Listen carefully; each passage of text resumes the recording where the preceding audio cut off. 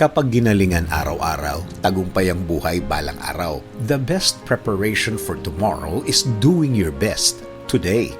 Swak sa mga nagsisikap araw-araw. Kapag sinanay mo ang sarili mo na magaling araw-araw, tama, gaganda ang future pagdating ng araw. Kung minsan, pwede mong sisihin ng tao bakit mahirap ang buhay niya ngayon dahil may mga araw siyang hindi gumalaw.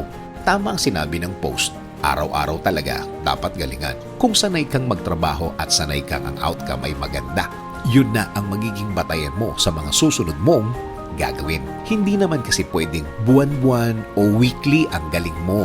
Dapat nga talaga everyday, lalo na kapag guided ka pa ng Diyos sa mga gagawin mo. Lalo na kapag nagdadasal ka at hinihingi mo ang guidance niya.